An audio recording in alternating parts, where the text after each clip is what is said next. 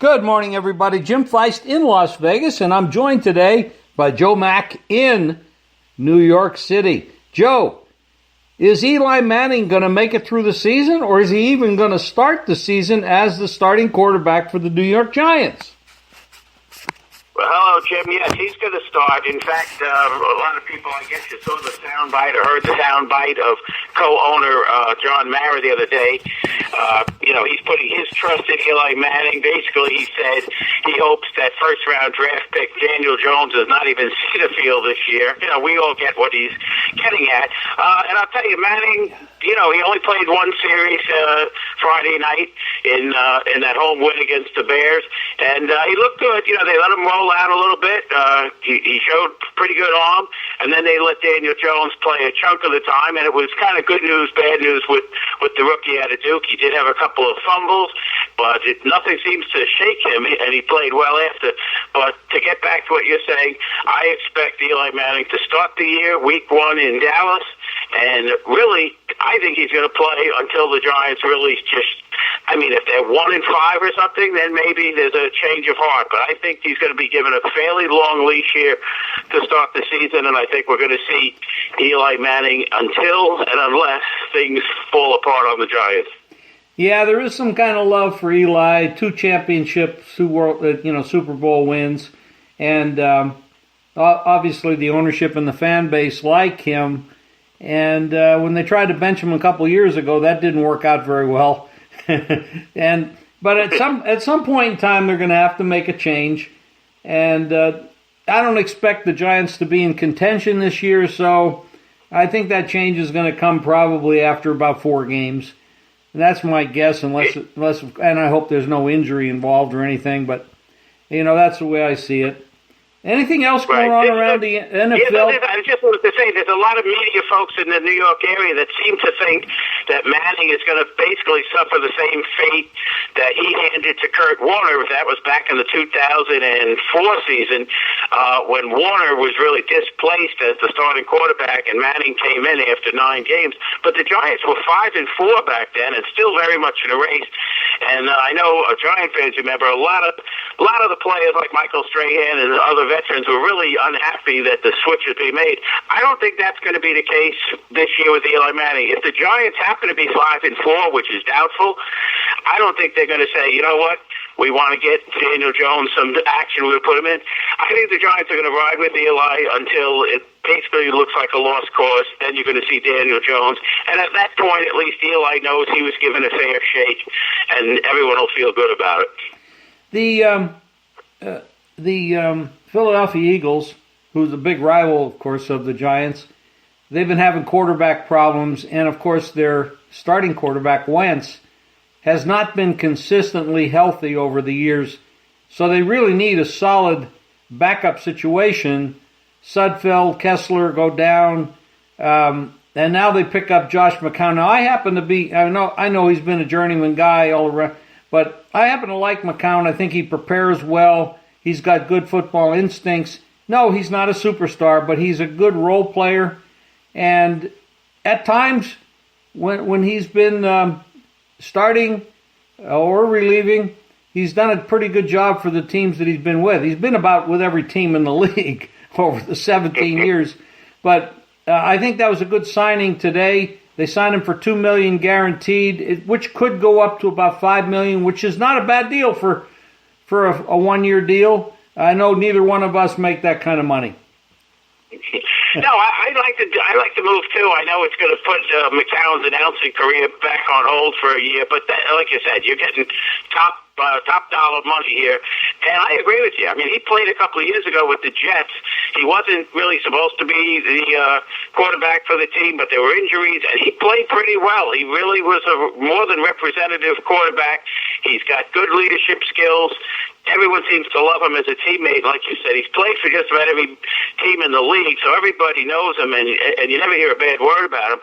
But again, the question is with the Eagles, we know it. Wentz gets hurt every year, it seems like, especially towards the end of the year. And you need a solid backup. McCown is a nice guy to plug in, but I really think the Eagles will be looking at some of these teams that have, or at least think they have 3 quarterbacks, and they'll be trying to pick up somebody by the end of August. For now, the situation works, but like you said, the Eagles, I mean, this is just a war of attrition. I mean, they've had guys going down. Right now, their depth chart shows the Northwestern rookie as their backup, and the guy had a very nice career for Northwestern, don't get me wrong, but I don't think he's prime-time NFL quarterback. Maybe he never will be, but right now they've got to concentrate on getting somebody in there that's got a little bit more life with their throws and whatnot. If they have to go with McCown for a game or 2 this season, they could probably survive it. But if Wentz goes down, let's say, middle of October, and he's going to be out for 6 weeks, the Eagles, if they don't pick up some higher quality quarterback in the next couple of weeks, they're going to be in a lot of trouble. Well, it's very hard to find high quality quarterbacks. It's 32 teams. There might be 10 high quality quarterbacks in the league as starters now, maybe 15 if you want to stretch it.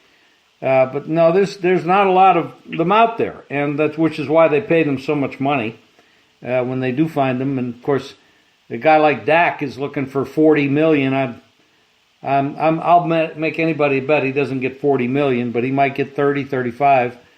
And that's a little bit of a mess, and that is the direct rival of the Eagles. That's a 2-team race with the Eagles and the Giants. Or not the Giants, excuse me, the Cowboys. Right. Have you seen anything in the preseason that is representative going forward? I know they play a lot of people that are not going to see the field and not even be on the rosters. But have you seen anything that kind of lit your fire to say this team is going to be more of a mess than we thought, or this team is going to be a lot better than we thought? Well, I'll tell you what, we had a big winner on Friday night with the Jim Hurley Network. We went with the Buffalo Bills. That price actually came crashing down, as people know. It opened at Carolina -3, actually went off at Pick'em, and Buffalo won that easily, 27-14. That's a team that from the start of the preseason, Jim, the Bills, I think are going to be a better than anyone thinks type of team. I think they could be a 10-win team. I have to say that they're probably the only NFL team out there that I'd like as an overplay for the season-long plays. I do think the Bills are showing some of their stuff right now. I think Josh Allen he's coming up to the task as a quarterback here. He's getting a little more accurate. I watched a little bit of the game last night. They're giving him a lot of safe, short passes, but he's showing a little bit more accuracy. We know he can do damage with his legs, and I think this Bills defense is going to be better than people think. And I got a gut feeling that, like I said, I think they could be a 10-win team, and I think some of what they're showing here in the preseason is going to spill over. But you're right, as far as the other stuff. I mean, I watched a lot of the Falcons-Jets game the other night. The Falcons dropped back-to-back passes in the end zone. I mean, without Julio Jones, their receiving core, Ridley and Sanu are nice players, but they weren't showing me a whole lot the other day. But the Falcons never show anything in the preseason, and I think they're 0-12 in their last 12 preseason games spread-wise. So I don't let any of their play translate. But I don't know. Off the top of my head, I can't really think of any team that is, except maybe the Detroit Lions. Are they going to be maybe a lot worse than I thought? I thought they'd be decent. We'll have to check on them. But right now, the Bills are the team I'm looking at. They've played very well the first 2 preseason games. Again, maybe it means nothing come September 8th when they're at the Meadowlands. They actually opened the season back-to-back games at MetLife Stadium. They played the Jets week 1, the Giants week 2. And I wouldn't put it past them if they snuck out with 2 wins in their trips to Jersey. So I'm keeping an eye on the Bills. There's nobody right now that's really scared me that's not playing all that well. But if the Lions don't show a little life in their Saturday night game in Houston, then I'd be a little fearful that this might be a really down year. I don't think the Lions are going to show up much in the preseason. I don't think Matt Patricia is going to give a damn, really. He's got a very tough conference there, or division, I should say, with those other three teams. And I don't think there's much reason for him to show much. And if he has anything in the tank, he's going to have to save it for the regular season. I don't know that he has a lot in the tank. I do like some of the coaching that they have there. I'm a fan of Matt Stafford, but I'm not overwhelmed by the guy. But when you look at that division, that's brutal. Those other three teams are absolute monsters. And it's a tough ride. I mean, I could see that being a division, Jim, where the Chicago, Green Bay, Minnesota trio, whoever has a leg up when they play their divisional games could win this division. I mean, if the Bears can find a way to go 3-1 against Vikings, Packers, it could be their division and vice versa. And I know what you're saying with the Lions, and you know what? We're seeing that more and more. I mean, we all know that you really don't know what you're going to get basically after the first two series in these preseason games.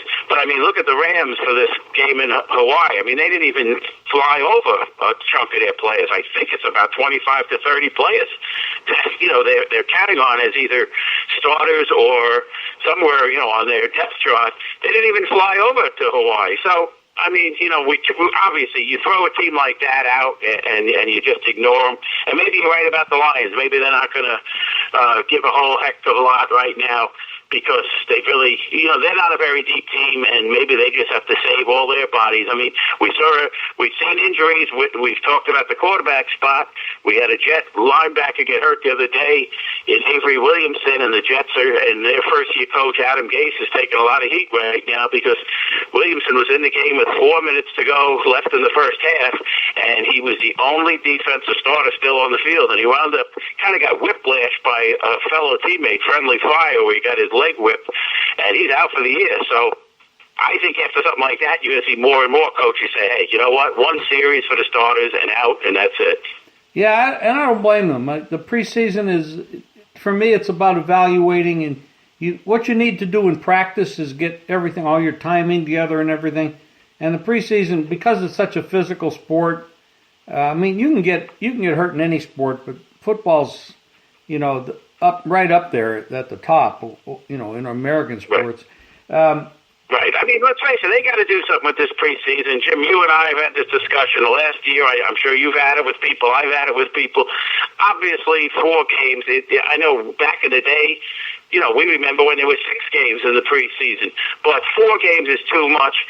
My idea for the NFL, because I don't think they should go to an 18-game regular season. They're really going to be pushing it, and there's going to be more injuries. And anyway, I don't even know how they can work it out with the players' union, but I think they should cut to 2 games. And what I think they should do is play a game like in mid-August, and then like 10 days later, when everyone plays like on a Thursday night to end their season, play their second game, and that's it. And everybody's off for the next 2 weeks until you start regular season, and you evaluate what you need to evaluate. I mean, it's obvious most of these teams are not playing their star players very much at all, and a lot of teams are just not even playing starters beyond one series. So, to me, I know it's more inventory for us and everything, but to me, I'd rather see them cut back to 2 games, spread it out over a 3-week period, give everybody basically a bye, and then let them start the season and go from there. But that's my take on the matter. Well, you talk about the 18-game season. I look at it a little differently. The NFL has a gold mine right now. People are not as interested in other sports as they are in the NFL. I think you should cut the preseason back. I think you should go to 18 games. And here's where I'm coming from. They have a limited roster. Add 10 guys to your roster. Go to 18 games. And build up that roster a little bit and you give them two bye weeks during the season. You have more players.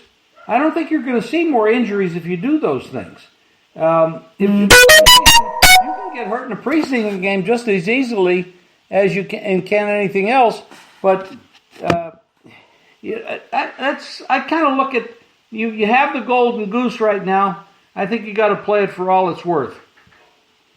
I could see it. I mean, I have seen some discussion of playing an 18-game season and having 2 bye weeks.